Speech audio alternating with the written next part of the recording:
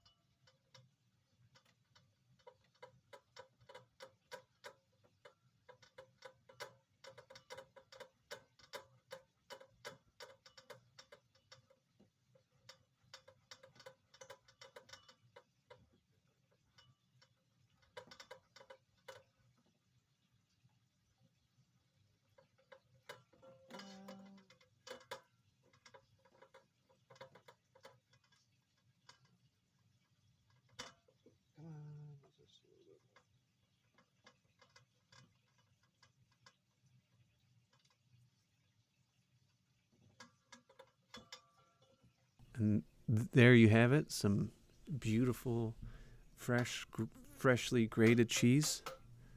Can't go wrong, always tastes way better than the pre-shredded bags that you buy at the store. Make sure to give your grater a quick rinse right afterwards, make cleaning it a lot easier.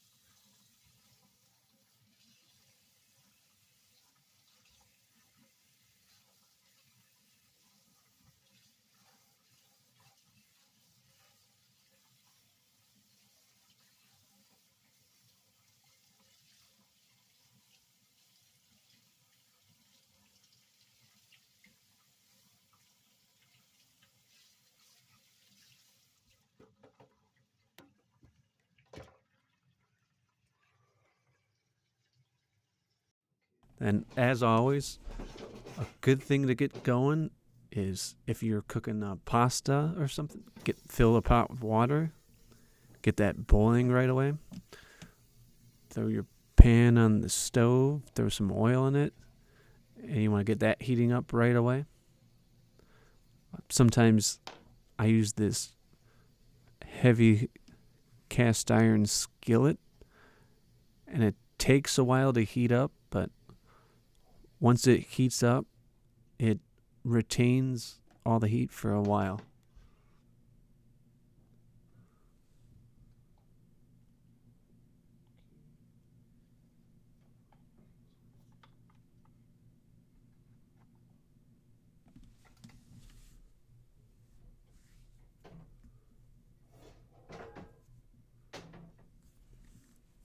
Here we go. Here's that thing. Bam. Nice big skillet. I probably could get a bigger one. Usually only could cook about 3 pounds of meat at most in this one. I like to usually make 5 pounds of meat when it's winter time.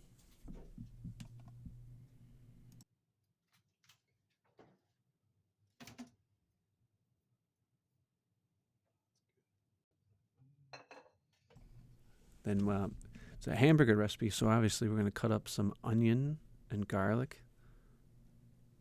Red onion is a very nice touch. for this hamburger recipe. My technique lately with onions is you just cut it in half, and then you cut off both ends, and that way you can, pull out the outside guts, shell, husk, whatever you want to call it. So you just cut off a nice little portion like I did right there, and then cut off the other side. And then you can just peel off as many layers as you want very easily.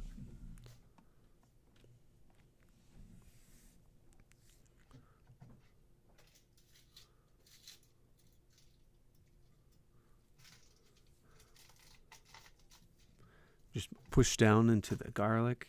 Then you can separate into the cloves and use as many as you want.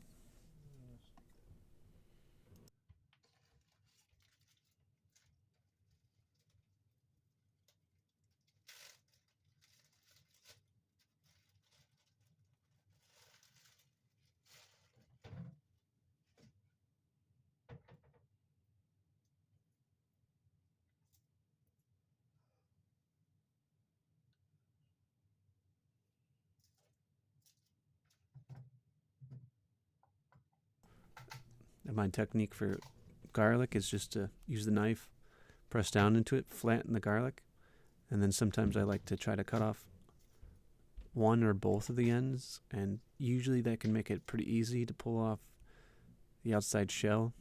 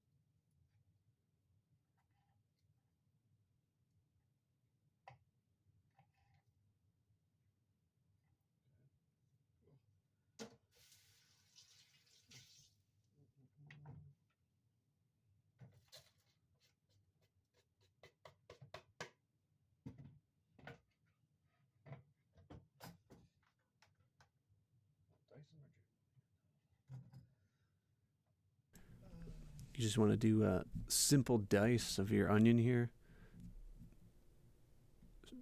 Look at the ends where it narrows in on, and that'll be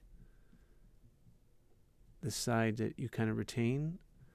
And you can just kind of follow the lines of the onion to cut. So you don't cut all the way the back so it holds together. So you just cut these little slits.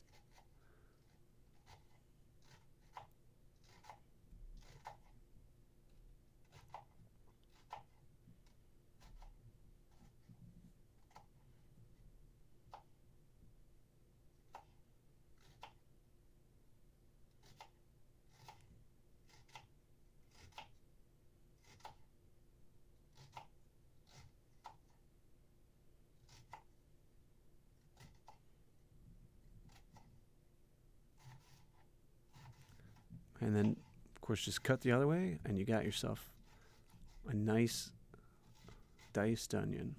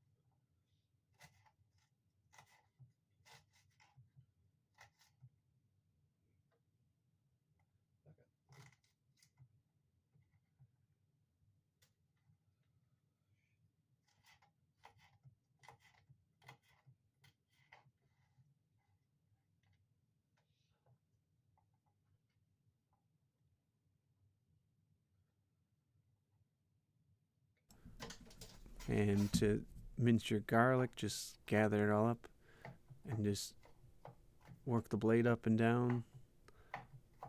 My blade here is a little bit dull, so you probably don't have to move yours around as much. But just kind of rock the blade up and down, switch directions until you get it as thin as you want for a nice mince.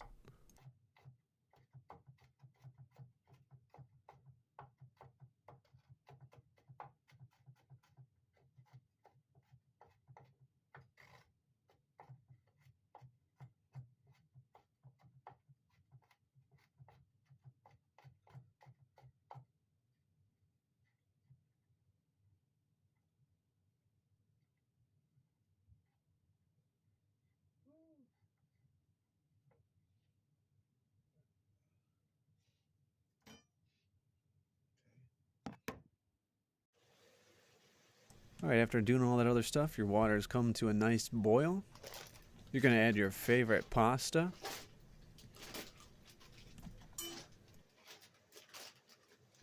I had some Frederick's Casserole. I don't think I'm saying that right. That's alright. Just a 16-ounce package.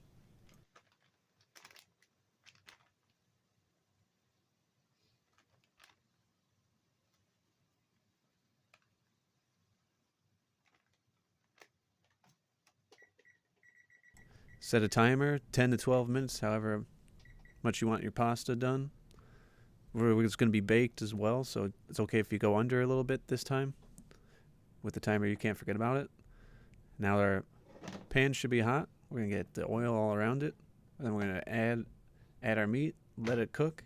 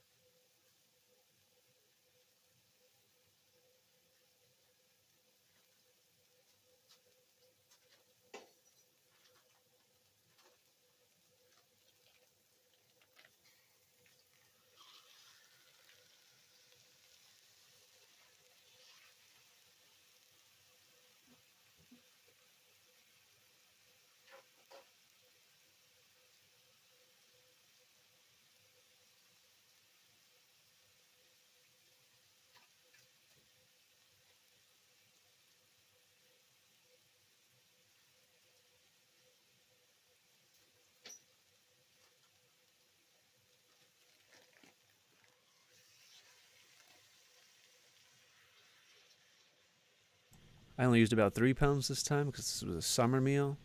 And all this pasta It's going to make you feel full with the hot weather. Now our pasta is all done cooking. We're going to drain the water off. And then we're going to add that to a baking tray. You're going to want a big one since we're going to be adding a lot of stuff to it. If not, be prepared ahead of time to divide it into 2 portions evenly. Add that pasta into the baking tray. I think I didn't butter it this time because I knew I was going to be adding so many ingredients in here that would cause it not to stick to the pan.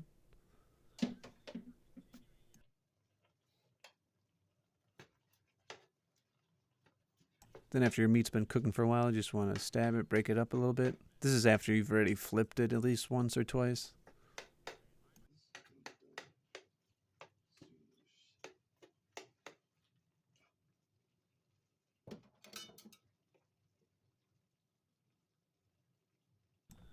Then when your meat's just about cooked, at least brown on all the most sides and on the middle a little bit, since it's going to be baked, you can just add it to your tray. It's going to be cooked some more in the oven.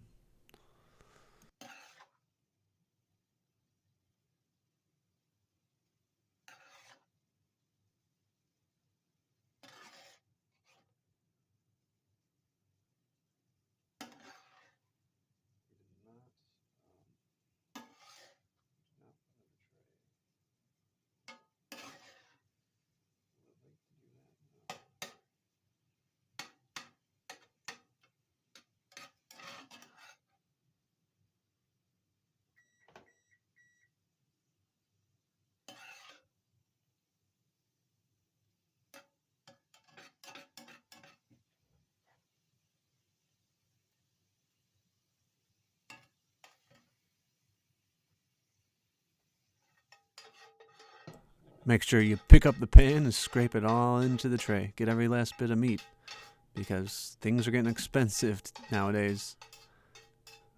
So you definitely don't want any waste. And now here's where the beauty of having a cast iron pan comes in. This is still hot even though I took it off the burner for quite a while. And those ingredients we chopped up earlier, the onion and garlic, going to give those a little bit of a cook before we put them in the tray as well. Just going to cook them until they're soft.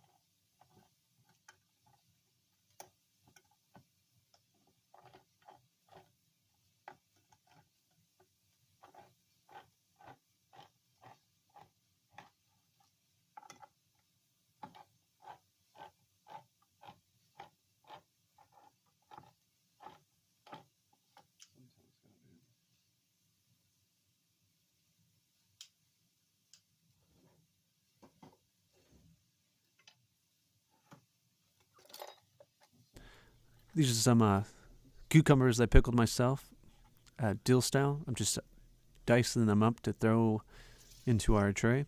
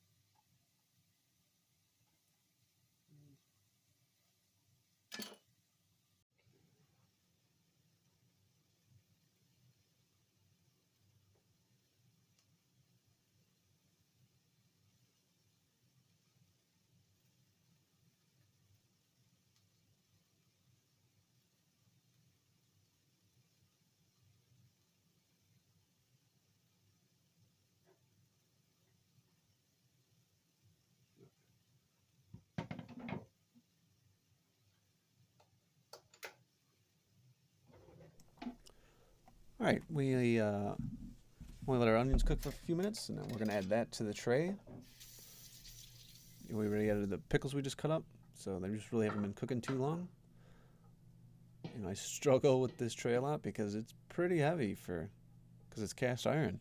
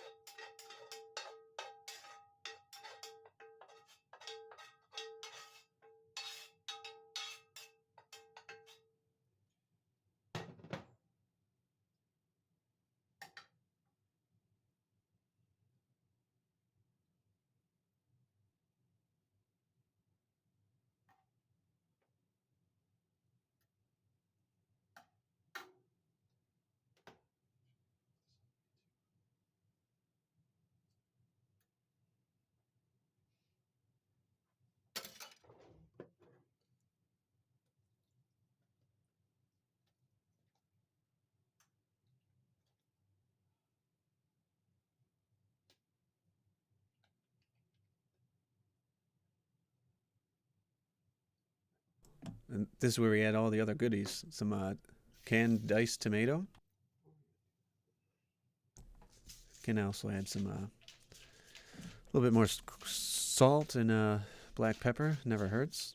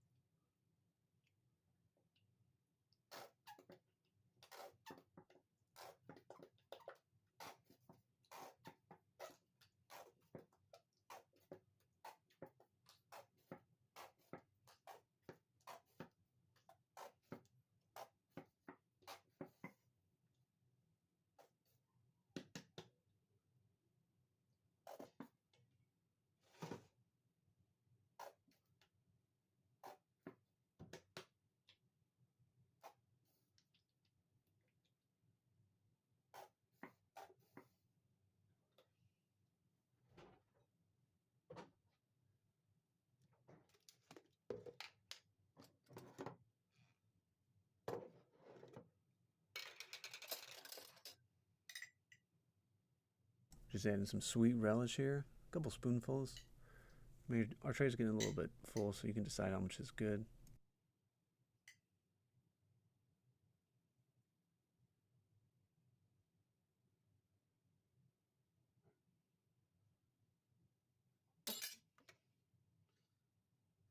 Then, of course, you can't forget mayo. If you ever made homemade burgers and you put mayo on the bread mixed with some ketchup, you would understand. It's a classic hamburger combo at home.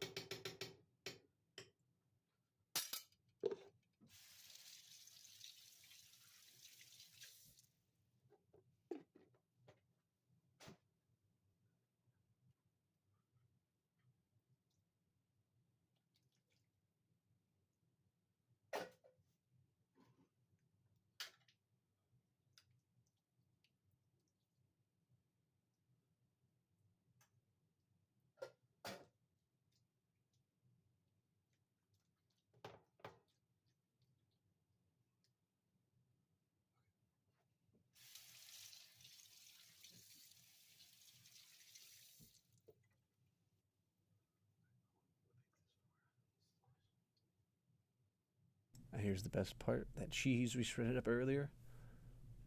Oh, yeah. Just evenly coat the top of your tray with the cheddar cheese.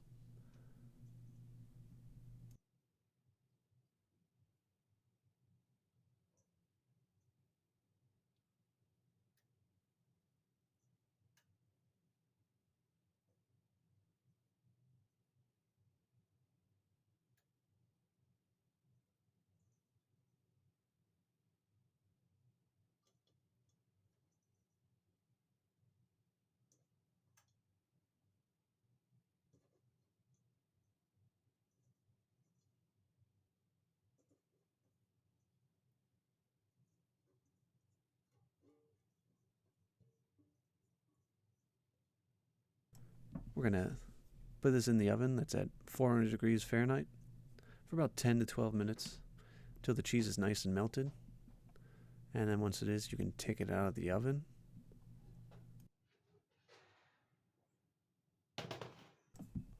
Look at that. Tasty. Beautiful. The only thing left to do is to fill our containers. And then, of course, you can top it with anything extra. We're going to top ours with some lettuce. Because, burgers have lettuce most of the time. It's a good addition.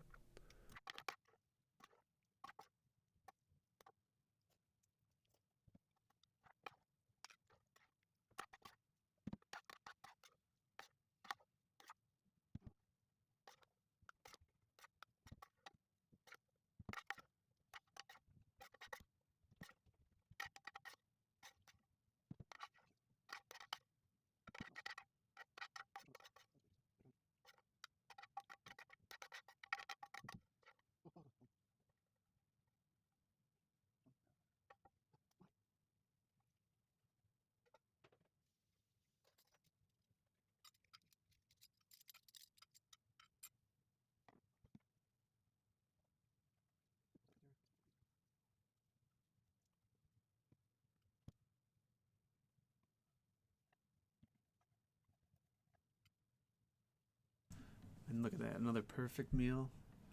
We are done here. And the ketchup and mayo keeps everything nice and saturated, so it's never too dry. It's a hamburger casserole. You can't go wrong. The last thing to do is to get the lids on, get some spoons in there so you don't have to worry about having them missing a utensil to eat for later. And then you want to get them in the fridge right away. I push it for 5 days. Some people only like to cook for 3 because they want to keep their food good. But, you know, if you cook for 3 days only, then you're going to have to cook twice. So I think you can push it to 5 days safely. Just make sure you get in the fridge right away. And there are some things that you make where it might not make it that long. It'll depend on what food you make. But thanks again for watching, and I hope you enjoyed it. And leave some comments below.